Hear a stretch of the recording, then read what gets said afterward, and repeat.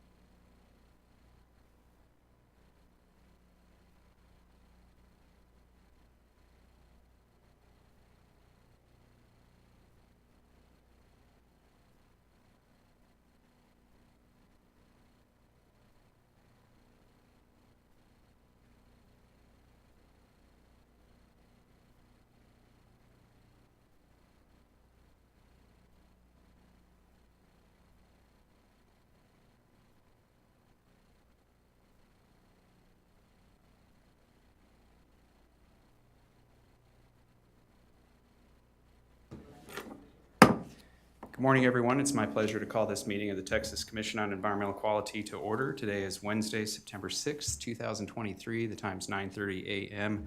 With us today are Commissioners Emily Lindley and Bobby Janeka, as well as our General Counsel, Mary Smith, and I'm John Neerman.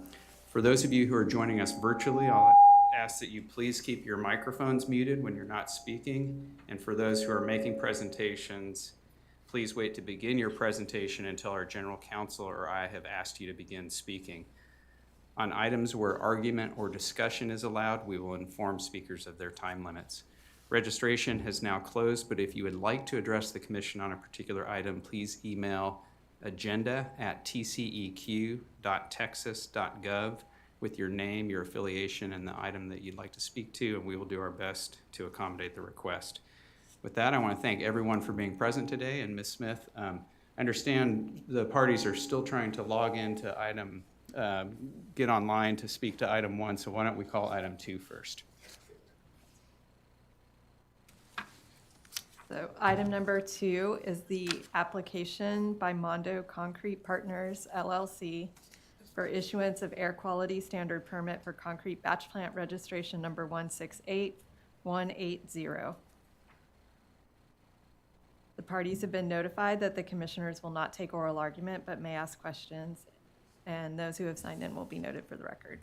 So, colleagues, as you're well aware, Texas Health and Safety Code Section 382.058C mandates that only those persons who permanently reside within 440 yards of a proposed concrete batch plant may receive a contested case hearing, and none of the numerous requesters on this item reside within 440 yards. There was also a request for reconsideration, but it does not raise new facts that would warrant a rehearing. So I believe we're compelled to deny the request and issue the permit. I'm in agreement. Likewise. I've got a motion then. I would move that we deny all hearing requests and requests for reconsideration. Issue air quality standard permit for concrete batch plant registration number 168180 to Mando Concrete Partners, LLC, as recommended by the Executive Director, and adopt the Executive Director's response to comments. I second the motion. The motion has been made and seconded. All those in favor say aye. Aye. The motion carries. Ms. Smith, should we go to 3? Yes. Yeah.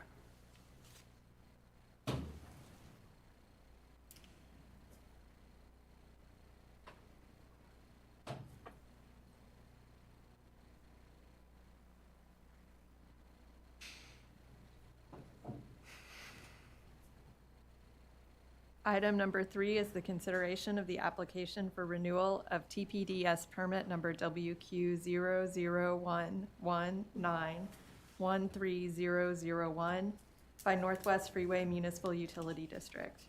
The parties have been notified that the commissioners will not take oral argument but may ask questions, and those who have signed in will be noted for the record.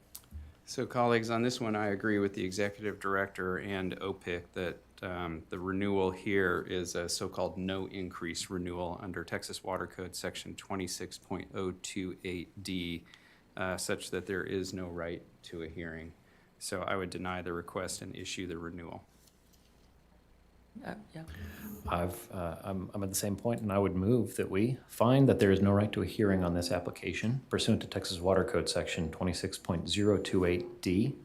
I move that we deny the hearing request of Dustin Lindsay, and I finally move that we issue the renewal of TPDES permit number WQ00119130001 to Northwest Freeway Municipal Utility District as recommended by the Executive Director.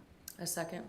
The motion has been made and seconded. All those in favor say aye. Aye. Motion carries. How are we doing on the parties on item 1? I think we should go to 4. Okay, item 4.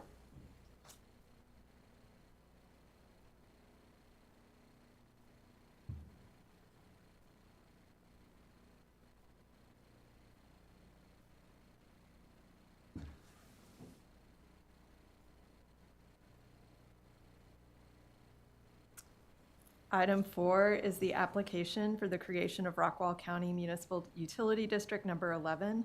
The parties have been notified that the commissioners will not take oral argument but may ask questions, and those who have signed in will be noted for the record. So colleagues, as you know, we analyze hearings on analyze requests for hearings on MUD applications under Chapter 55, Subchapter G of our rules. And the question is whether the requesters have identified a personal justiciable interest. And here I agree again with the Executive Director and OPIC that both the City of Royce and Rockwall County have done so. The proposed MUD would be located in Rockwall County and within the city's ETJ. Both the city and the county have articulated relevant and material interests, including impacts to city and county services. And the requesters have also met the procedural requirements under Subchapter G. So I would grant these requests. I agree. Likewise. I would move then that we grant the hearing request of the City of Royce City and Rockwall County, that we refer the matter to SOA for a contested case hearing on the petition, and that we refer this matter to the Commission's Alternative Dispute Resolution Program, excuse me, to run concurrently with the SOA preliminary hearing scheduling process. I second that motion. The motion has been made and seconded. All those in favor say aye. Aye. The motion carries. Ms. Smith, let's go to item 5. If you'd like, we can go to 1 now. I think our parties are all here online. That's fine. Let's do 1. Okay.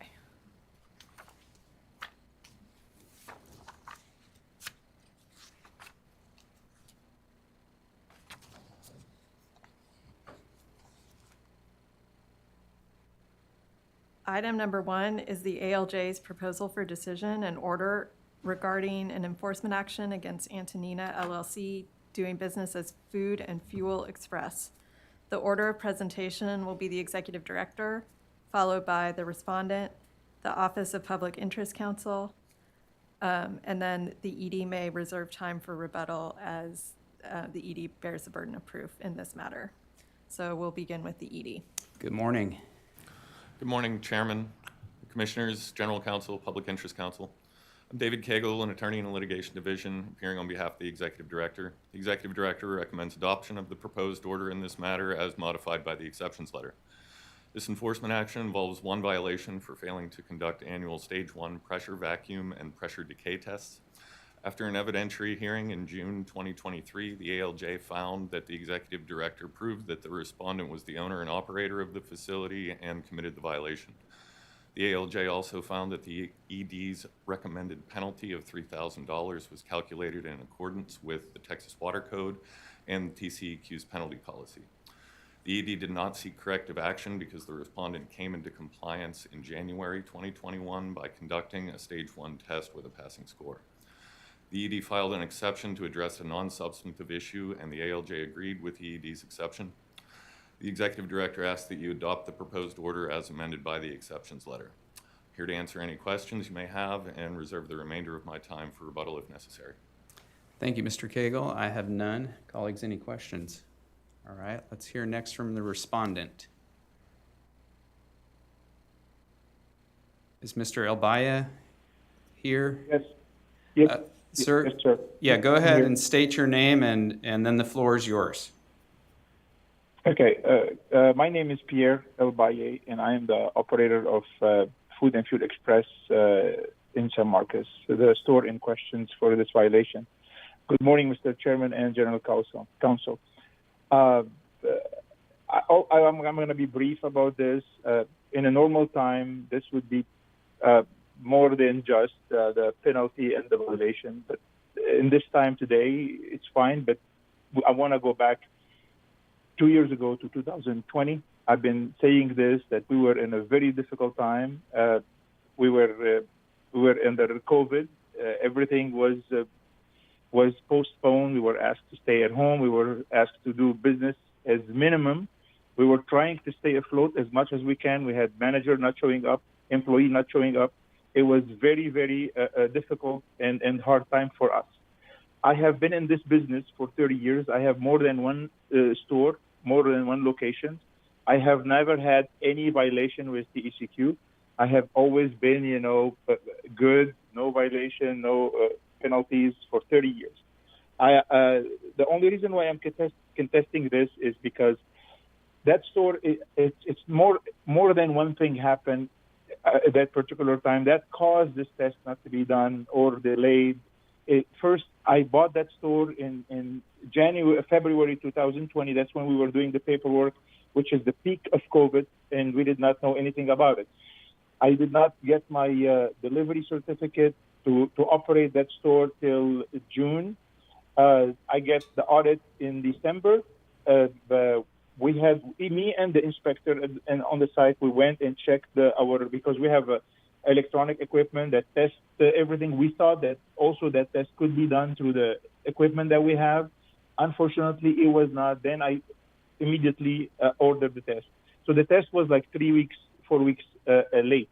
If it was done on December 6th, for example, then I would not have any violations. It was done on January, I believe, 13 or so. So all what I'm asking today is, this was difficult time. That was the reason why we were delayed. We did not go to work. We were, it was just crazy things. I'm asking you guys to understand this. And even though recently that store was again audited, it was supposed to be audited in December. We had that audit in August, which was about 5 months ahead of the normal audit, and we were in compliance. The test, every year these tests been done, even more tests than the ECQ is requiring. Hayes County has this test mandatory for the vapor testing. In other counties that I have, it was not. It was not mandatory, and this is what kind of also put me off doing these tests. So all what I'm asking today is, it was tough time. It wasn't normal time. Please consider this, and thank you.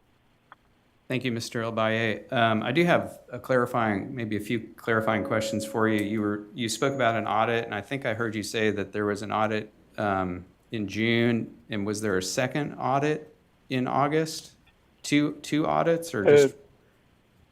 Oh no. This year in 2023. Normally the audit they do every December. That's when we had our audit, because they do it every 3 years. This audit for that particular store was done this year in August, and we comply with all the, we're fine. That's what I meant. Thank you, sir. The audit that was done in question, it was in 2020. Okay, I got you. Thank you, sir. Colleagues, any questions for Mr. El-Baye? No, thanks. Okay, let's hear next from OPIC. Good morning, Chairman, Commissioners, General Counsel, and Executive Directors, attorneys, and staff. I'm Jennifer Jameson on behalf of OPIC for the record. OPIC agrees with both the ALJ and the Executive Director that the record supports a finding that Respondent Antonina LLC failed to conduct annual Stage 1 testing during 2020 and that a $3,000 penalty is appropriate. OPIC notes that Antonina does not contest the violation itself, but instead advocates for a lower penalty based on deficiencies in the previous owner's record keeping and because COVID-19 affected its business operations. The record shows, and Respondent agrees, that Antonina was responsible for Stage 1 testing, and Respondent did acknowledge that TCEQ retains testing records that could have cleared up any confusion caused by the prior owner's record keeping, but Respondent did not ask TCEQ for them. Further, ED witnesses sufficiently established that the required testing was attainable despite COVID-19 restrictions, and the vast majority of gas station inspections in the region at the time were completed without issue. Finally, the evidence shows that TCEQ staff followed its penalty matrix and correctly concluded that the failure to perform Stage 1 testing presented a potential moderate harm, which translates to a $3,750 base penalty and ultimately a $3,000 penalty after adjustments for Respondent's past performance and response to its violation. Accordingly, OPIC recommends adoption of the ALJ's proposal for decision as amended by the exceptions letter. Thank you. Thank you, Ms. Jameson. Colleagues, any questions for OPIC? All right. Mr. Cagle, you've got some time for rebuttal if you want to respond to anything that you've heard. I'll cede the rest of my time. Okay, thank you, sir. Colleagues, on this one, and I appreciate Mr. El-Baye's long history in this industry and his efforts to comply. That said, other than some minor corrections, I don't have any reason to overturn or to change, I should say, the ALJ's proposal for decision. And if you'd like, I can read those corrections into a motion and we could discuss it on the other side. That works for me. Go ahead. Okay. Colleagues, I move that we adopt the administrative law judge's proposed order with the following modifications. Modify finding of fact 13A as recommended by the executive director's exceptions and agreed to by the administrative law judge's reply. Modify finding of fact number 17 to identify October 2021 as the correct date that the executive director filed the EDPRP. Replace finding of fact number 18 to state, quote, between October 2021 and February 2022, the respondent communicated with the ED and filed an answer that requested a hearing, end quote, to correct the respondent's answer history. And finally, correct the spelling of Jamison, Jamison, in finding of fact 23 to accurately identify the OPIC's representative at the hearing. And that, colleagues, is my motion. Any discussion? No, I would second the motion, but before I officially do that, I'll let my colleague weigh in. I'm in agreement as well. Happy to vote in favor of that motion. I appreciate Mr. Abaye coming and advocating for himself and pleading his case. I think that it would be inappropriate and inconsistent for us to act in response to that request, and I'm happy moving forward. All right, I've heard a motion and a second. I will second, yes. So all those in favor say aye. Aye. Aye, the motion carries. And Ms. Smith, I think we're on item 5, if you'll call that.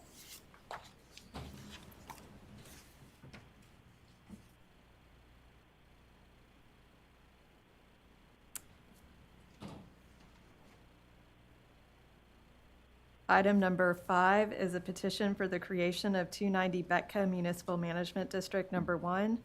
290 Betka LLC, the petitioner seeks the district's creation and so should present the matter, followed by any interested persons. Presently, we have no one signed in. And then the ED and OPIC.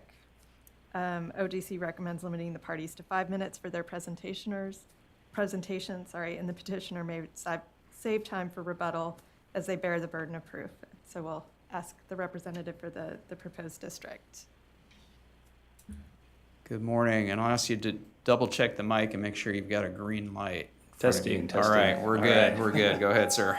Good morning, Mr. Chairman, Commissioners. For the record, my name is Jeffrey Earl. I'm an attorney with the Earl & Associates Law Firm out of San Antonio. I represent 290 Betka LLC, the owner of the property within the district. This is a petition requesting that you create 290 Betka Municipal Management District Number 1. It is 265 acres. It is all located within the ETJ of the City of Houston. The city has consented to creation.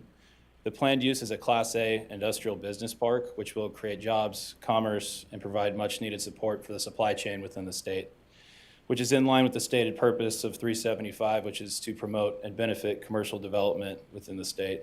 With us virtually, in case you have specific questions about the development, is the project lead, and we'd be happy to answer any questions you may have. Thank you, Mr. Earl. I have none at this point. Colleagues, any questions? I wonder, Mr. Earl, if you might just add a Sure. little extra detail for me.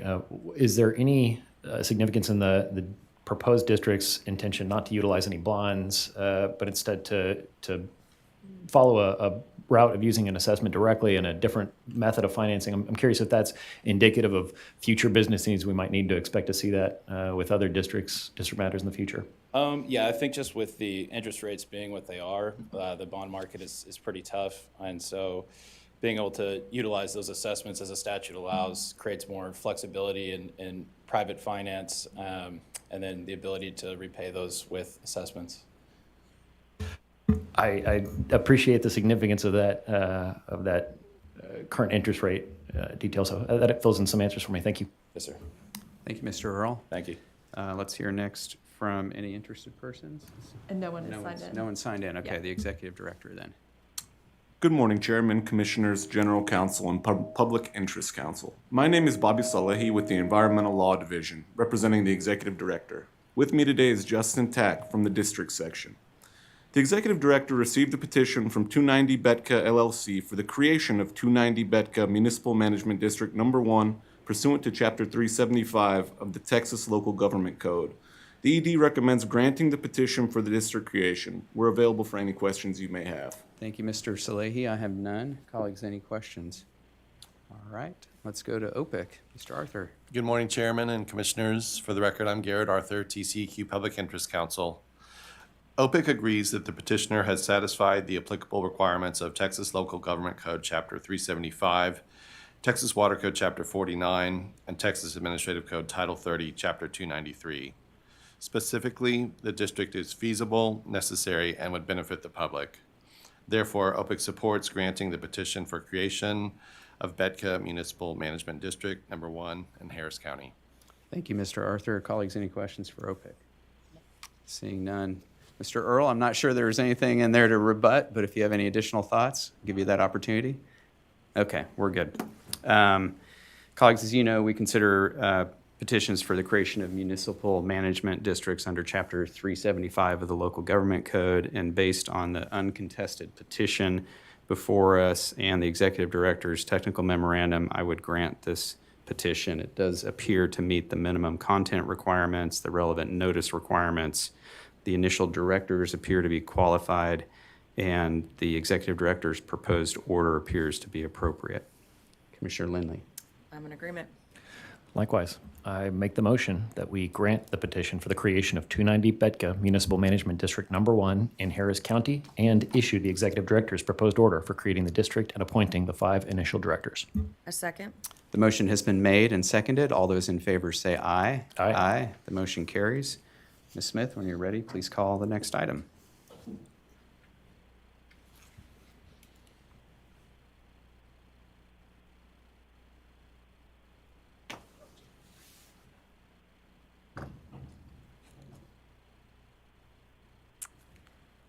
Item number 6 is the application by Golden Triangle Polymers Company, LLC, for authorization to construct a new wastewater treatment facility.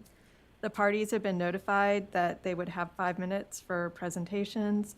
The applicant, Golden Triangle Polymers, should speak first, followed by any interested persons. Currently, no one is signed in on this one.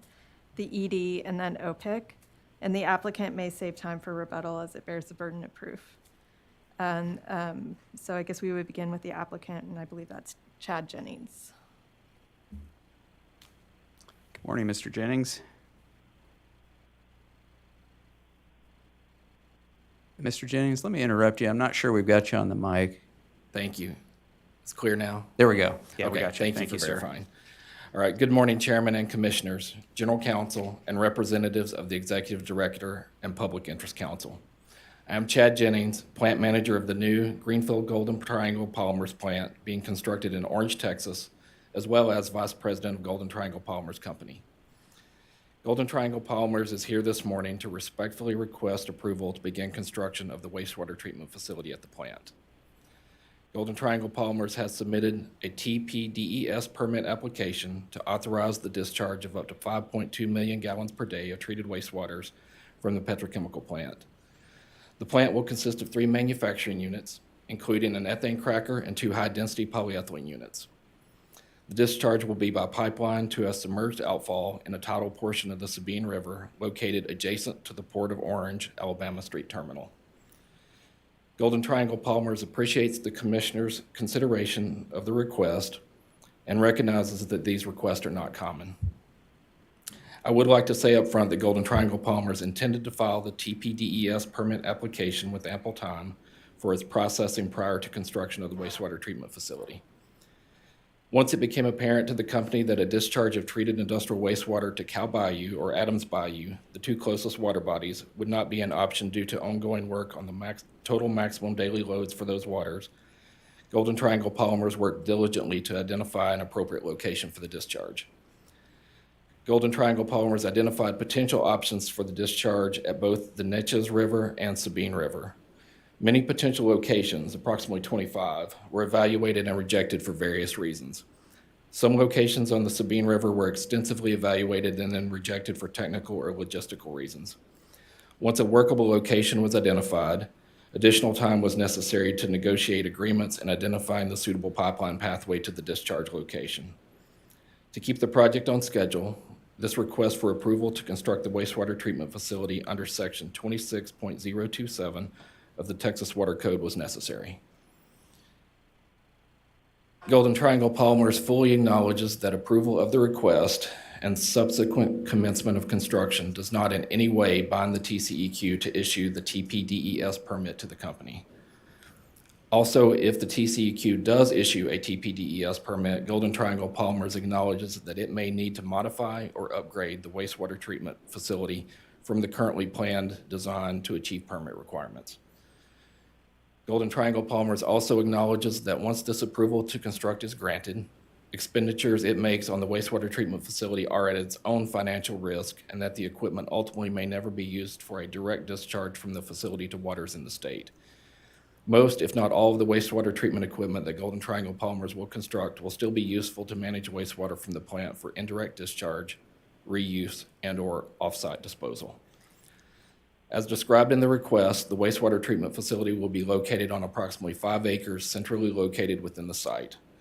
Because of the central location of the wastewater treatment facility, the delay in its construction will complicate scheduling and mobilization of approximately 4,500 construction workers that will be on site over the period of construction, and would delay by many months the startup of the petrochemical plant because its completion is dependent upon the construction of the wastewater facility. Once fully operational, Golden Triangle Polymers petrochemical plant will employ more than 500 people. So at this time, thank you for the opportunity to address you this morning. We are proud of the new petrochemical facility and the positive impact it will have on jobs and the economy in the area. Approval of this request will enable us to begin construction of the treatment facility and avoid delays in construction of the remainder of the petrochemical project. Thank you. Thank you, Mr. Jennings. Colleagues, any questions for Mr. Jennings? Not at this time. Thank you, sir. Thank you. Ms. Smith, has anybody signed in to speak on this item? No one has signed in. Okay, let's hear next from the Executive Director. Good morning, Commissioners, General Counsel, Public Interest Counsel. I am Kathy Humphreys with the Environmental Law Division. Golden Triangle Polymers Company requested an authorization to construct a wastewater treatment facility before a TPDS permit is issued. According to Golden Triangle, the wastewater treatment facility will be located within the site, and delays to the construction of the wastewater treatment facility may complicate mobilization of facility equipment to the construction area. Additionally, the startup of the production facility is dependent on construction of the wastewater treatment facility. Texas Water Code Section 26027C provides that a person may not commence construction of a wastewater treatment facility until the Commission has issued a permit to authorize the discharge of waste from the facility, except with approval of the Commission. The Commission's authority to approve or deny a request for an authorization to construct is discretionary under the statute. The approval of an authorization to construct would not bind the Commission in its final decision. If the application is granted, Golden Triangle would be constructing, if the application is not granted, the Golden Triangle would be constructing the wastewater treatment facility at its own risk. After reviewing the application, the Executive Director finds that Golden Triangle has provided a valid basis for requesting an authorization to construct the wastewater treatment facility. Additionally, ordering provision number 6 references Golden Polymers rather than Golden Triangle. For consistency with the other provisions in the order, the Executive Director recommends changing Golden Polymers to Golden Triangle. Thank you, and I'm available for any questions you may have. Thank you, Ms. Humphreys. I have none. Colleagues, any questions? All right, Ms. Smith, has anyone signed in to speak? No. All right, let's hear next from Mr. Wayne. Good morning. Hey, good morning, Chairman, Commissioners, General Counsel, and the Executive Director's representative. I'm Sheldon Wayne for the Office of Public Interest Counsel. After review of the materials associated with this matter, OPIC finds no reason to oppose the authorization to construct. Golden Triangle has demonstrated that it is necessary for efficient and expeditious construction of the overall project, of which the wastewater treatment plant is just one component. Additionally, the requester has acknowledged, both in their request and then here today, the limitations and risks of construction prior to a decision being made on their pending TPDES application permit. Therefore, our office does not oppose issuance of the authorization to construct. Thank you. I'm available for questions. Thank you, Mr. Wayne. I have none. Colleagues, any questions for OPIC? No. Okay. I do have one question. I wonder if OPIC or perhaps Executive Director staff may offer different views on it, but if we could pose it to OPIC. I'm curious, has OPIC done any work surveying, or are you aware of any communities in the public that you might anticipate there would be some responses or reactions to this permit as the technical details become a little better known to the surrounding other fence line communities, anything like that? Certainly. We haven't done any intensive surveys, but I did do a little bit of background check, and I didn't find that there was any public opposition. I also didn't find that there was any record of anything in the applicant's compliance history that would necessitate us to oppose this. Thank you very much. All right. The applicant does have an opportunity to offer any rebuttal. I see no interest in that. I'm not sure I heard anything to rebut in there. Colleagues, this is a request for extraordinary relief, and as you know, normally a TIPD's permit authorizes both beginning construction of a wastewater facility as well as the discharge from that facility.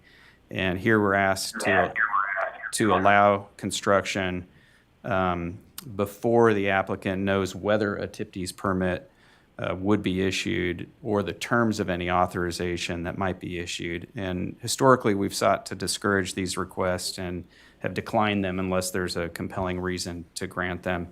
And this is a fairly straightforward case to me. You know, in the best of cases, these are always a little bit on the bubble. But my analysis is this: I think the applicant makes a reasonable case of the economic development benefits, including to the local community in Orange. And some of these will happen with or without an acceleration of the schedule or allowing them to keep their schedule. But I think there is value to the community in allowing the applicant to maintain their schedule.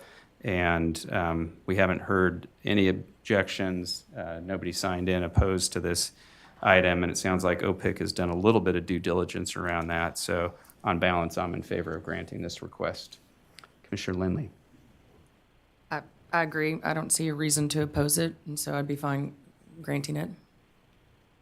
I'm comfortable moving forward. I do want to just acknowledge I'm a little more nervous about this request relative to others that, at least two others I've seen directly, but reviewing the record and our past decisions, this seems to me that there's a request to authorize construction that comes a little earlier in the process, the permit application process, and where our staff are still actively participating in the technical review versus where they've issued a draft permit. And that's getting reactions and response from the public. I view that as two very different spaces where our agency engages. So I have some real concerns about our staff working on answering the questions relative to this particular permit in the context of the public expectation and appearance of us having authorized construction, allowed them to start putting sunk costs into what they think the permit will reflect and what the final design will be. I think I'm satisfied that the uses and the value of that plant will exist regardless of what our agency authorizes in terms of discharge directly to the state, and I'm convinced in their arguments and in the absence of any public interest or concern at this point in time that it would be a useful plant, and I think that addresses a lot of the potential concerns. I've sat in that position in our agency, and I very much respect the pressures of those construction deadlines and the looming things that are moving. So I don't want to delay. I don't want to ask for further information at this time, but I do want to acknowledge that I fully expect to see any concerns or interest from the public met with elevating and amping up the technical rigor applied to answer it rather than applying any resources to optics or public relations of it. I think that this is the answer to ensuring a durable and valuable facility like this one looks like it will be in terms of the need for our state's economy, and I'm good moving forward. I've got a motion. I would move that we grant the application of Golden Triangle Polymers Company LLC for an authorization to construct and issue the executive director's proposed order, but correct the defined name of the applicant to Golden Triangle in ordering provision number 6. I second the motion. The motion has been made and seconded. All those in favor say aye. Aye. Aye. The motion carries. Ms. Smith, when you're ready, please call the next items.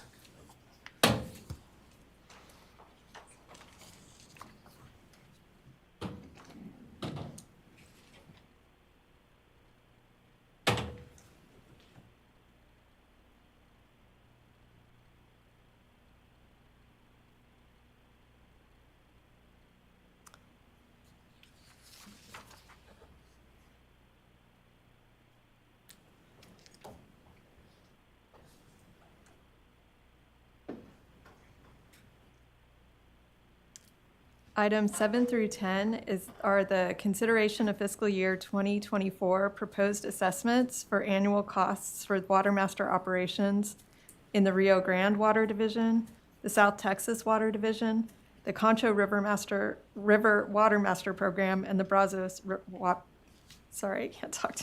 Brazos Water Master Program. The Executive Director's staff is here to present these matters. Good morning. Good morning.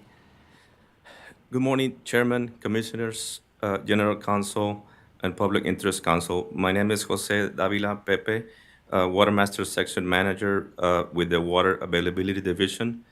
With me today are Aubrey Pavelka with the Environmental Law Division, Stephen Kino, and Ileana Spade with the Water Availability Division. Staff are here to request the approval of the fiscal year 2024 assessments for the 4 Water Master programs, Rio Grande, South Texas, Concho, and Brazos. We have prepared the assessments to cover costs of the Water Master programs, the increases in state employee salaries, and the additional increases for TCEQ employees translated into increases for all Water Master program budgets. South Texas program is to increase by 10.6%, Rio Grande program by 12.6%, Brazos program by 11.2%, and the Concho program by 12.3%. Our operational budgets remain relatively flat across fiscal year 23 and fiscal year 24, largely due to the use of budgetary savings to purchase vehicles, equipment, supplies, and services. Notice of the proposed assessments was provided to all water right holders in June. Water right holders were encouraged to attend and participate in the July Water Master Advisory Committee meetings. At the July meetings, assessment budgets were presented and feedback from the committees was considered. Ultimately, all 4 committees voted to recommend approval of the assessment budgets before you today. Thank you. We are available to answer any questions you may have on this item. Thank you, Mr. Davila. I have none. Colleagues, any questions? No question, just a quick comment. It's not fun to raise fees, it never is. And so I just want to commend y'all on doing the road show, for what I'll call it that. What y'all do, go around visiting with everyone, explaining it, and the fact that all the stakeholders seem to be okay with it, just goes to show, compliments the work y'all do. So good job, and appreciate what y'all presenting here today. Thank you. Thank you. Ms. Smith, has anybody signed in to speak on these items? No one is signed in. Okay, Mr. Arthur. OPIC supports approval of the Rio Grande, South Texas, Concho, and Brazos Water Master budgets for fiscal year 2024 and issuance of the ED's proposed orders assessing the annual costs of those Water Master programs. Thank you. Colleagues, these budgets come to us on the recommendation of the Executive Director, OPIC, and the Water Master Advisory Committees. The expenses and assessments appear reasonable to me, so I'm certainly ready to move forward with the budgets and issue the assessment orders. I am too. I'll provide a motion. I want to second Commissioner Lindley's sentiment and just express the gratitude that I have for the Water Master Advisory Committees, all the stakeholders that y'all worked with in engaging with that in a conversation. As I understand it, those costs and demands upon the program are likely to be rising and continuing to increase in coming years. And so I'm grateful for staff taking time and energy to try to flatten that curve, smooth it out, make it a little softer for the rate payers. This is a desperately needed and hotly contested commodity in our state, and is the absolute lifeblood. So I'm really grateful for the work that staff does, and this exercise. Everything we do is so interconnected. So it's not lost on me that we'll be revisiting this conversation in a greater context. But I'm very grateful for all the efforts from all directions. And I'll move that we approve the Concho River, Rio Grande, South Texas, and Brazos Water Master budgets for fiscal year 2024 and issue the Executive Director's 4 proposed orders assessing the annual costs of those Water Master programs. A second. The motion has been made and seconded. All those in favor say aye. Aye. Aye. Motion carries. Ms. Smith, please call the next item. Item 11 is the consideration of the Executive Director's findings and recommendations on whether a water master should be appointed for the Trinity River, San Jacinto River, Trinity San Jacinto Coastal, and Natchez Trinity Coastal Basins. The Executive Director's staff is here to present this item. Good morning again. Good morning. Thank you. Chairman, Commissioners, General Counsel, and Public Instrument Counsel. My name is Jose Davila Pepe, Watermaster Section Manager with the Water Availability Division. With me today are Aubrey Pabelka with the Environmental Law Division and Ileana Spade with the Water Availability Division. In accordance with Chapter 11, Subchapter G, Sections 11.326 G and H of the Texas Water Code, the Executive Director is required to evaluate each river basin that does not have a water master program at least once every 5 years to determine whether a water master should be appointed. We are to report the findings and make recommendations to the Commission. During fiscal year 2023, we evaluated the Trinity River, San Jacinto River, Trinity-San Jacinto Coastal, and the Neches Trinity Coastal Basins. The evaluation was based on the criteria and factors determined by the Commission. The three primary criteria evaluated were, number one, were there any court orders to create a water master? Number two, have any petitions been received requesting a water master? And number three, have senior water rights been threatened? 2 letters were mailed to stakeholders throughout the basins on March 10 and May 12, 2023, to notify them of the evaluation process, as well as their ability to attend meetings and to offer comments. 2 stakeholders' meetings were held in person on June 5th and June 6th. 2 additional stakeholder meetings were held virtually on June 7th and June 8th. During the comment period, 12 opposed, 1 in favor, and 1 neutral comments were received for the Trinity River Basin, 2 opposed, 2 in favor for the San Jacinto River Basin, 4 opposed, 1 in favor for the Trinity-San Jacinto Coastal Basin, and 4 opposed, 1 in favor for the Neches Trinity Coastal Basin. Comments received were made available in the agenda documents that were filed for today. With no court orders or petitions to create a water master during the 2018-2022 period, as well as no repeated history of threatened water rights, the Secretary Director recommends that the Commission not move forward on its own motion to create a water master program for the Trinity River, San Jacinto River, Trinity-San Jacinto Coastal, and the Neches Trinity Coastal Basins. Thank you again, and we're available to answer any questions you may have on this item. Thank you again, Mr. Davila. I have no questions. Colleagues, any questions? Ms. Smith, has anybody signed in to speak? No one is signed in. And Mr. Arthur, what does OPIC think? OPIC appreciates the ED's evaluation and report of these findings and recommendations. Thank you. Colleagues, this is part of our regular cycle to evaluate whether a water master program should be created for different waters in the state. As we heard in this case, none of the factors that would argue for a program are present, so I would recommend that we take no action on this item. I agree.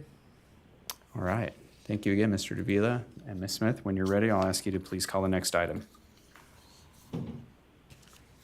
Thank you.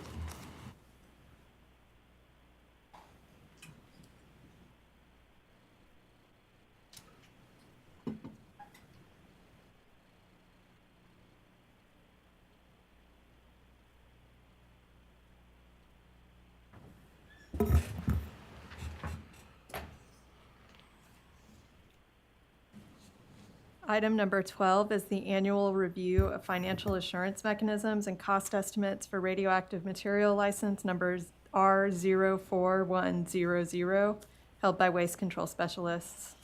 The Executive Director's staff is here to present this item. Good morning. Good morning, Chairman, Commissioners, General Counsel, and Public Interest Counsel. On behalf of the Executive Director, I'm Chance Gooden with the Radioactive Materials Division. With me today is Audrey Leiter with the Environmental Law Division. In compliance with 30 Texas Administrative Code, Section 336-736C, Waste Control Specialists' financial assurance mechanisms and cost estimates are reviewed annually by the Commission at an open meeting to ensure sufficient funds are available for completion of the low-level radioactive waste disposal site enclosure plan. Included in your backup materials is the Radioactive Materials License Financial Assurance Summary for Waste Control Specialists for your review and approval. Thank you for your consideration. We're here to answer any questions you may have. Thank you, Mr. Gooden. I have none. Any questions, colleagues? All right. Ms. Smith, has anybody signed in to speak? Yes, we have one person signed in to speak, and the commission will limit initial comments from each speaker to 3 minutes. We have Karen Haddon. Good morning. Ms. Haddon, I'll have you just double check to make sure that there's a green light on your microphone. Yeah. Okay. Yeah, we hear you loud, and these mics have been acting up today. Maybe a little bit too Okay. loud, but I think we're good to go. If you'll just please state your name again for the record, and then the floor is yours. Good morning, Chairman and Commissioners. I'm Karen Haddon. I'm the Director of SEED Coalition, which is Sustainable Energy and Economic Development Coalition. And I appreciate that you're looking at this financial assurance annually. And I think it's really important. I think that, we have a lot of low-level radioactive waste coming into Texas, and we need to make sure that there's enough funding when it comes time to clean up. I would ask that you look at this again, revisit a bit, and consider whether the figure of $100.4 million is actually adequate. There are increased volumes of waste coming to the site. There's more nuclear reactors around the country shutting down, and most of that low-level waste is going to be coming to WCS.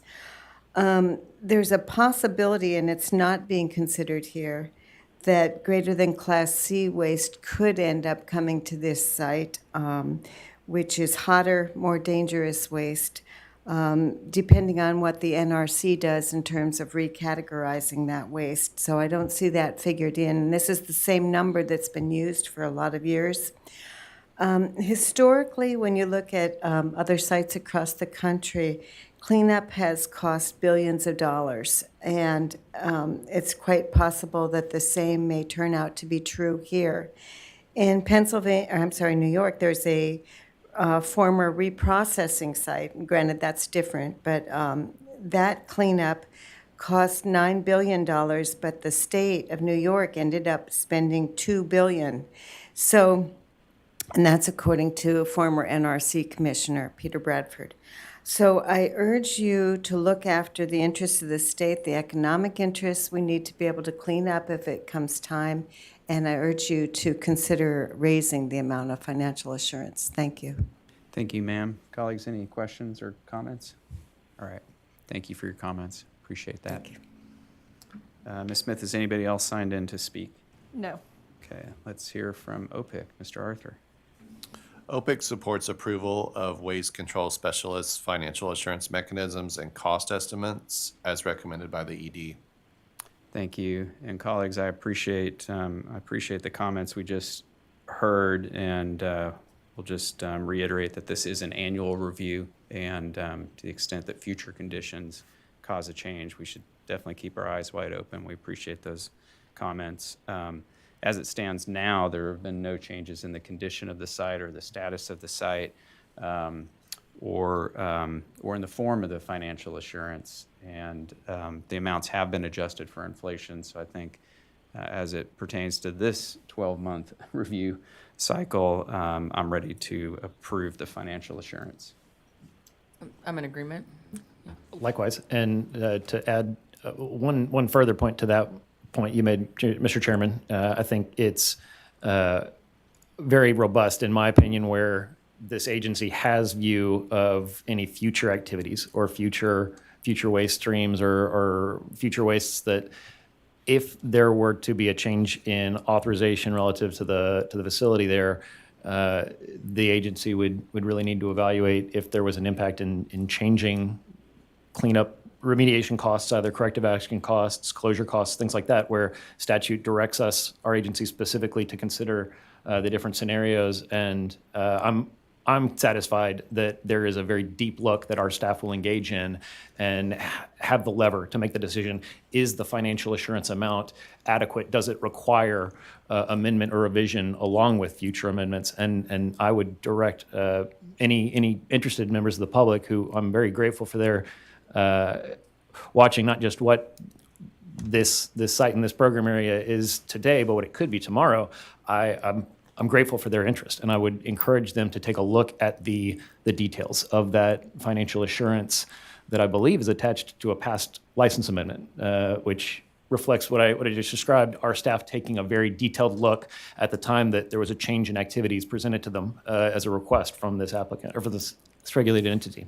So I'm comfortable where we're at today. I'm entirely where you're at, Chairman, and I think that you got a good handle on this. But there's a heck of a lot more interesting questions and interesting rabbit holes, and I don't think that there's nothing there to look at. So I'm grateful for the interest from the members of the public, and I hope that as our federal partners, our state partners in the private sector continue to grapple with this technical and regulatory problem, that we all are mindful of the changes that will come tomorrow and the day after that and the day after that. But I'm comfortable moving forward today as well. I've got a motion then. I would move that we approve Waste Control Specialist financial assurance mechanisms and cost estimates as recommended by the Executive Director. A second. Motion has been made and seconded. All those in favor say aye. Aye. Motion carries. Ms. Smith, when you're ready, please call the next item.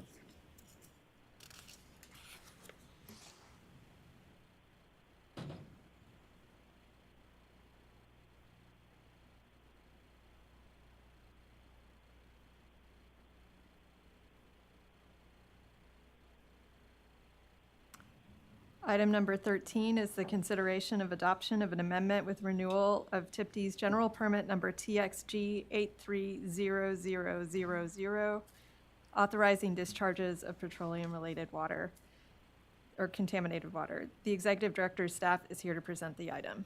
Good morning. Good morning, Commissioners, General Counsel, and Public Interest Counsel. On behalf of the Executive Director, I am Shannon Gibson with the Water Quality Division. With me today is Audrey Pawelka with the Environmental Law Division.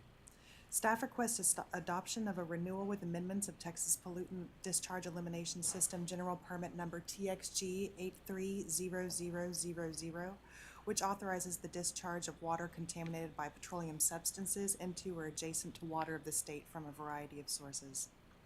The proposed permit will replace the current general permit that expires on September 12th of this year, 2023. Public notice of the draft permit was published in the Houston Chronicle on March 31st, 2023, and in the Texas Register on April 7th. No public comments were received during the public comment period. Staff recommends adoption of the general permit. Additionally, staff requests authorization to make non-substantive revisions necessary to comply with the Texas Register requirements. Thank you, and we're available for any questions. Thank you, Ms. Gibson. I have none. Any questions, colleagues? Seeing none, Ms. Smith, is anybody signed in to speak? No one has signed in on this item. Mr. Arthur. OPIC has no objection to amendment and renewal of the petroleum contaminated water general permit. Thank you, colleagues. The amendments that accompany this renewal are relatively minor. As we heard, there were no comments on the proposal. EPA had an opportunity to review the proposal. They lodged no objections, offered no comments. I'm comfortable adopting the renewal. I would make the motion that we adopt the renewal with amendments of Texas Pollution Discharge Elimination System General Permit Number TXG 830000, relating to discharges of petroleum contaminated water as recommended by the Executive Director. A second. The motion has been made and seconded. All those in favor say aye. Aye. The motion carries. Ms. Smith, when you're ready, please call the next items.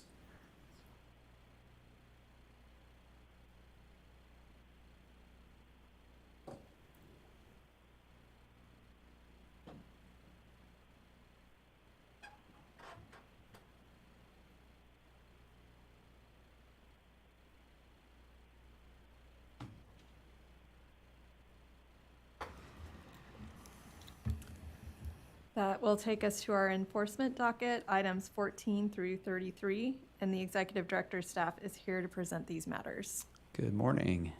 Good morning, Chairman, Commissioners, General Counsel, and Public Interest Counsel. For the record, my name is Melissa Cordell of the Enforcement Division, and with me today are Michael Parrish, also of the Enforcement Division, and Gitanjali Yadav of the Litigation Division, representing the Executive Director. Pending before you are items 14 through 33. The total assessed administrative penalties are $2,214,153, with $6,001 deferred, $2,051,688 applied towards supplemental environmental projects, and $156,464 to the general revenue.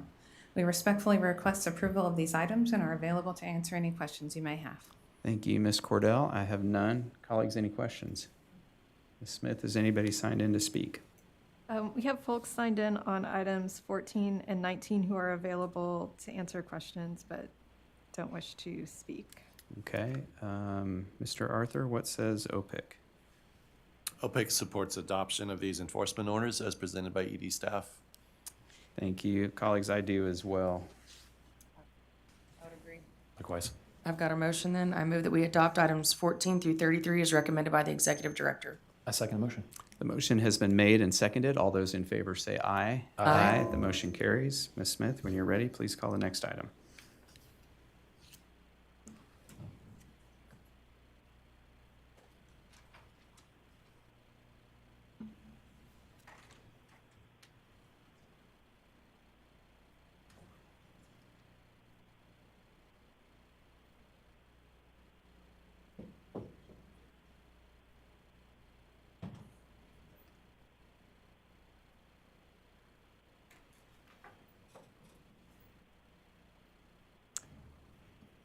Item number 34 is the consideration for publication of and hearing on amended section 334.48, 30 Texas Administrative Code.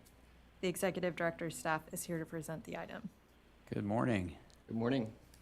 Good morning, Commissioners, General Counsel, and Public Interest Counsel. On behalf of the Executive Director, I am Zachary King with the Program Support and Environmental Assistance Division. With me today is Cameron Puckett, Staff Attorney with the Litigation Division, and Elizabeth Vanderwerken with the Program Support and Environmental Assistance Division. Since the beginning of the Texas Underground Storage Tank Program, inventory control procedures have been required under 30 Tax Section 334-48C, regardless of the release detection method selected by the owner or operator. The proposed rulemaking would amend 30 Tax Section 334-48C to remove the requirement for all retail service stations to conduct inventory control procedures.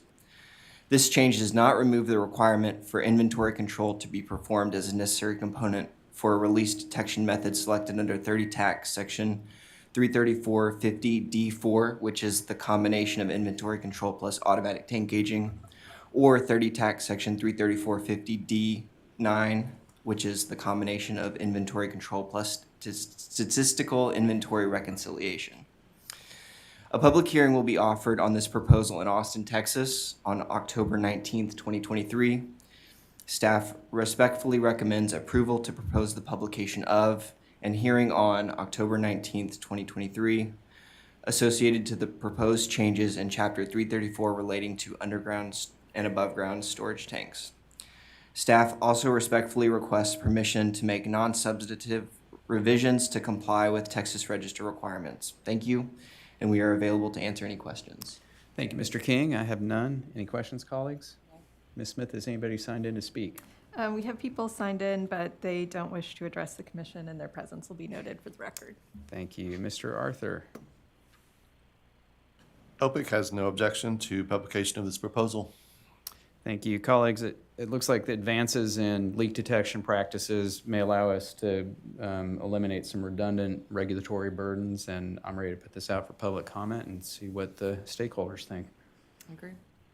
I would move that we approve the publication of and hearing on amended section 334.48 of 30 Texas Administrative Code, Chapter 334, underground and above ground storage tanks, as recommended by the Executive Director. I second. The motion has been made and seconded. All those in favor say aye. Aye. The motion carries. Ms. Smith, when you're ready, please call the next items. Will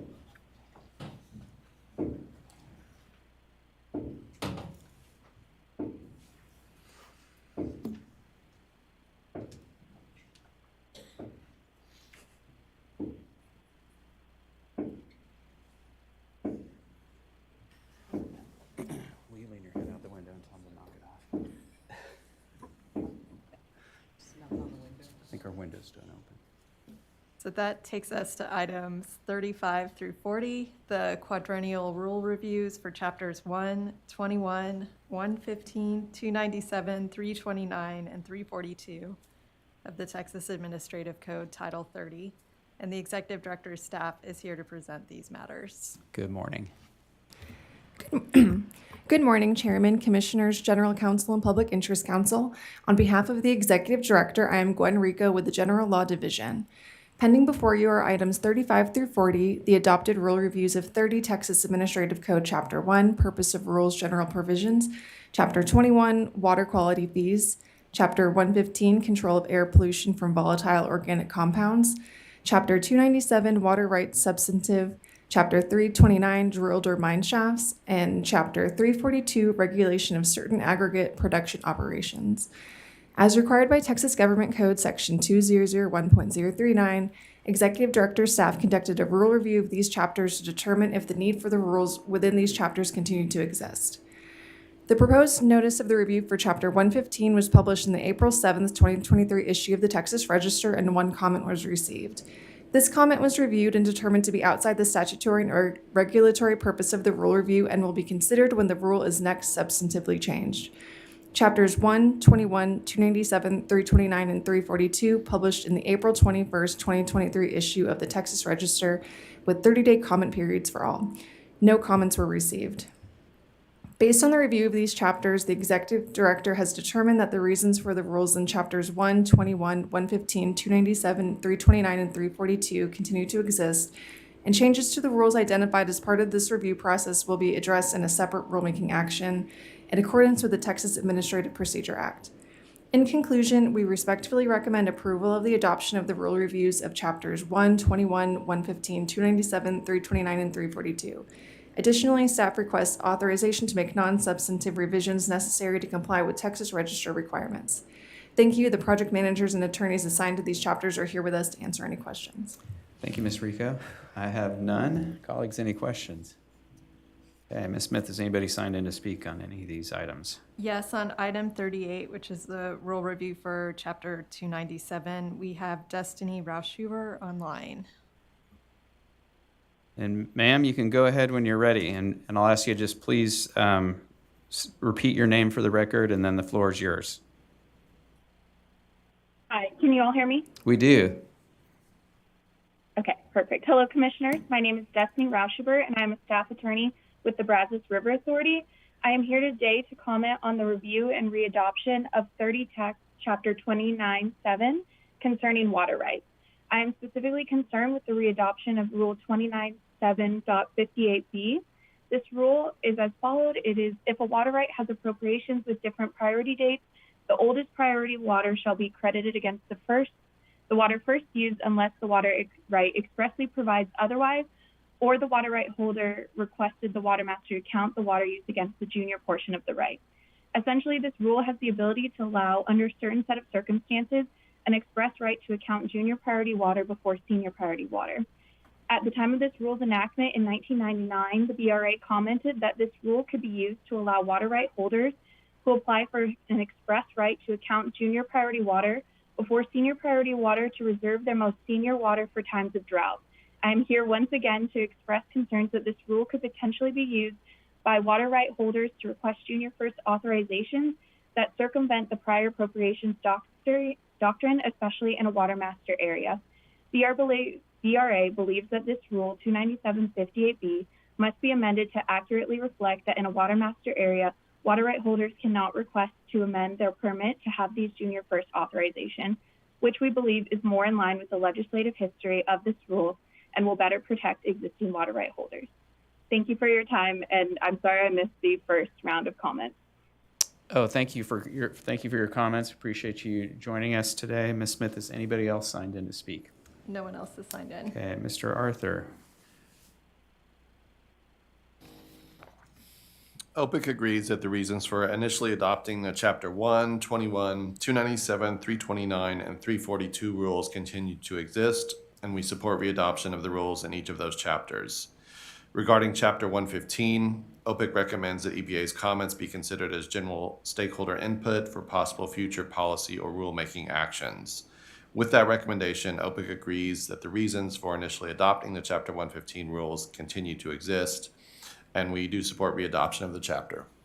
Thank you, Mr. Arthur. Colleagues, I agree that there is clearly a need for each of these rule chapters. There were no comments on 3 out of the 5. EPA offered comments on item 37 that's concerning Chapter 115.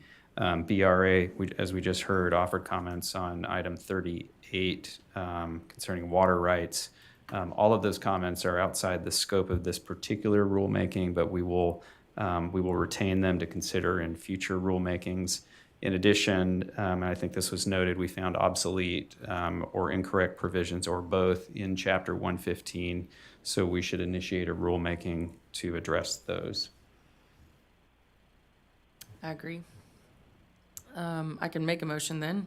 I would move that we adopt the rule reviews and readopt the rules in 30 Texas Administrative Code Chapters 121, 115, 297, 329, and 342 without amendment, and initiate a rulemaking to evaluate the repeal or amendment of sections of Chapter 115 that were identified as potentially obsolete or incorrect as recommended by the Executive Director. I second the motion. The motion has been made and seconded. All those in favor say aye. Aye. The motion carries. Ms. Smith, when you're ready, please call the next item.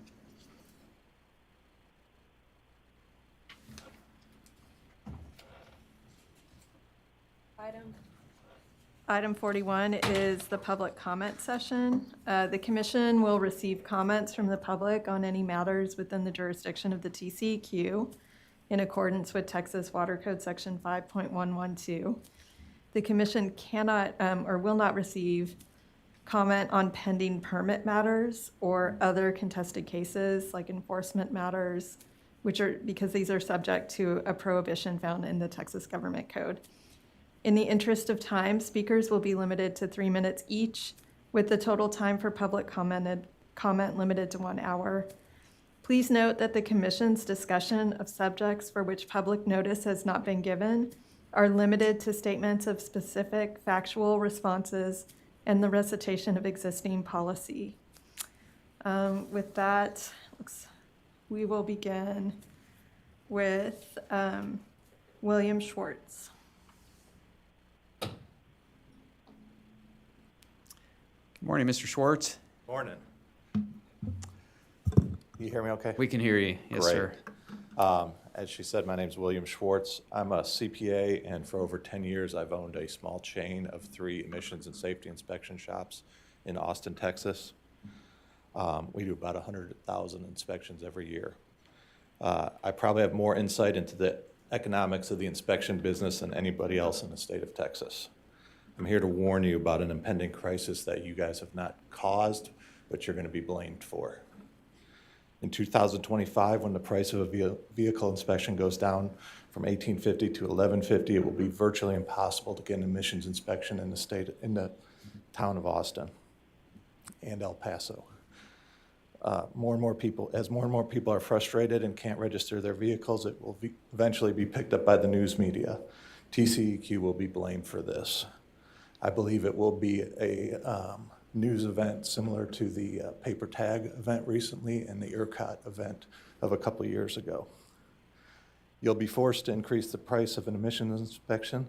So if you increase the price now, you can avoid the hassle for hundreds and thousands of drivers who won't be able to get an inspection, and more importantly, bad press for TCEQ. Here's an excerpt from a recent review at one of my shops. I tried several shops, but either their inspector wasn't working, only worked very limited hours, or they wanted me to set an appointment weeks in advance at an inconvenient time. Here I was in and out in 10 minutes. We hear this from customers many times a day, because even at $18.50, many lube and repair shops are cutting way back on their inspections. They can make much more money on a $100 oil change than they can on an $18 inspection. That takes about the same time. Imagine how much they're going to cut back when it's $11.50. When the safety part of the inspection goes away, my labor will increase to 92% of revenue. Myself and other inspection-only shops will gain some efficiencies from not doing the safety portion, but not much because we do the safety portion while the emissions computer is doing its job. So the efficiencies are minor. There's no way for an inspection-only shop to even come close to breaking even. My shop and other inspection-only shops will close. By my calculations, inspection-only shops do approximately 20% of the inspections in Austin, Texas. these will go away, and there will be nobody to fill the gap. When the other guys cut back further, there simply will not be enough inspection supply to keep up with demand of people who need an inspection to renew their registration. It's simple supply and demand problem that we all learned about in our high school economics classes. Please avoid the debacle and raise the price of the emissions inspection to $22 now, which your own study indicated was the proper price 3 years ago. Thank you. Thank you, Mr. Schwartz. Appreciate your comments.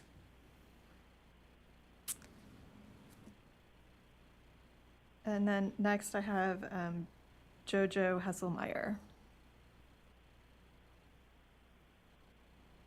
Good morning, Ms. Hesselmeyer. Good morning, Chairman. Good morning, Commissioners, General Counsel.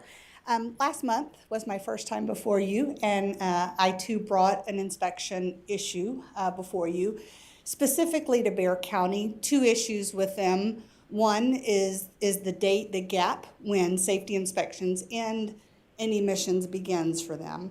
And then two was the price point set by TCEQ at $11.50.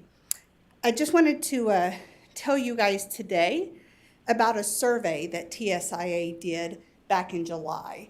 Specifically, we sent this survey to Bexar County inspection station owners. All the respondents seem to have an understanding that safety inspections are going away in January of 25.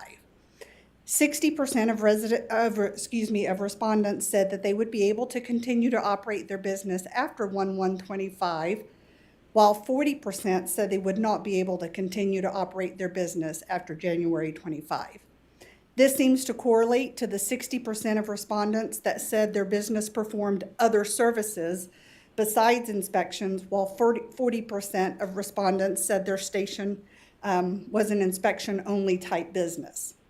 The last question in the survey read, what is your current labor rate for a licensed vehicle inspector? 40% said $10 to $15 an hour. 45% said $15 to $20 an hour. 7.5% said $20 to $30 an hour. And then the other 7.5% said more than $30 per hour. Today, over 50% of the inspection stations pay over $15 an hour, making the proposed $11.50 again a challenge at best. Lastly, I want to highlight the most concerning survey question and the responses received. The survey question read, TCEQ is proposing $11.50 for the emission test in Bexar County. Based on the cost of the emissions equipment, will you offer emissions testing at your station? 10% said yes. 90% said no. Let me repeat that. 90% said they would no longer offer emissions inspections at the rate of $11.50. If this is realized, then Texas will have a large problem on its hands. This will affect DPS, TCEQ, DMV, all the county tax collector assessors that will have very angry customers in their offices, not to mention every Texan here in Texas. They'll all struggle to find an inspection station to perform their emissions inspection, and they will not be able to renew their registration. While Bexar County is the newest emissions program to come aboard and is my focus for today, I did want to highlight that we did this same survey to Travis, Williamson, and El Paso County inspection stations, and I'll share those at next month's meeting. So I will be back, as Arnold Schwarzenegger used to say in his movies.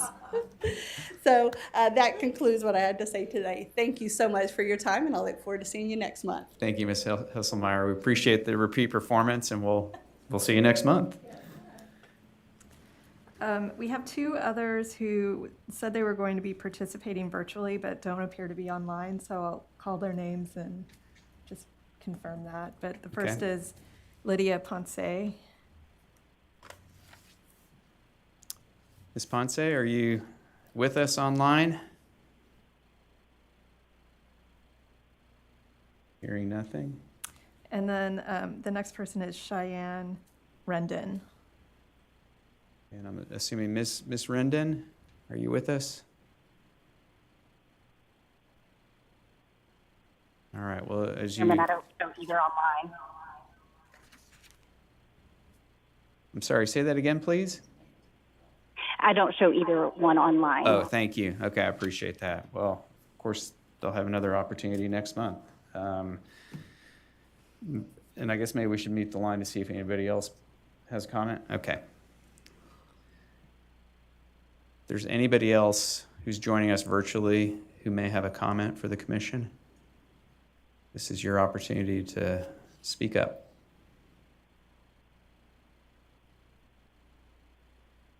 All right, hearing nothing, Ms. Smith, let's call the next items. That takes us to our closed session, and the commission will meet in closed session in Building E, Room 211S at 10:50, as permitted by the Open Meetings Act, including Texas Government Code Sections 551.071 and 551.074, to take up and consider matters pursuant to items number 42 through 45 as posted and noticed. The time is 10:46 a.m. We are in recess.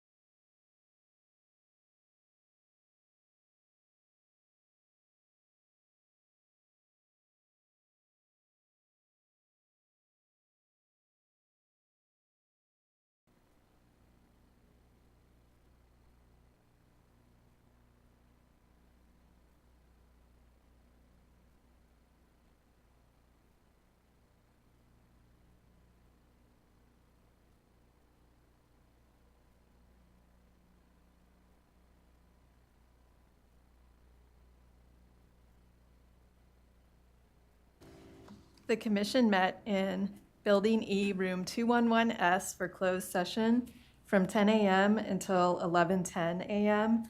on item numbers 43 through 45, as posted in notice pursuant to Texas Government Code Section 551074. No action was taken. This agenda stands adjourned, and the time is 11:12.